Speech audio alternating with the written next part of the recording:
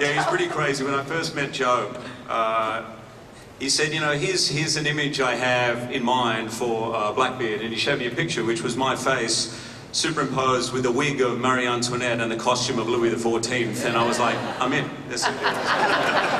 It's as crazy as Neverland should be, and every part of it. I remember Joe explaining to me that if you assume that Neverland is a child's imagination, that adults should always be somehow frightening and ridiculous at the same time, which is generally how kids see us. So, which is right, Levi. We are frightening and ridiculous, right? Yes. Yes. You mean to say no to that? Anyway. But it was all Joe's sort of world and his vision from beginning to end. It's exciting also to see the fearsome pirate being someone other than Hook. I mean, Hook is really sympathetic. You can see, at least in this beginning part of it, that he's a different guy. So it'll be interesting to fall in love with someone who we've spent all this time hating in this context. Seems pretty sweet, your Hook. Give it time. Let's get an audience question in here. Come on over. Poison Ivy.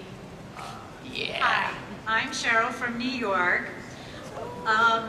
Obviously, there's a lot of sources of Peter Pan. I realize that you all wanted to create your own identity, but was there any of these sources that you went to for inspiration in creating your roles? Thanks. Thanks.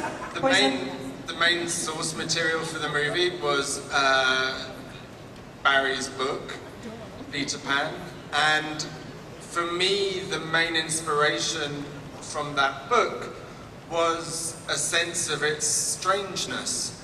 It's a very odd book. It doesn't underestimate the children's intelligence and is quite dark.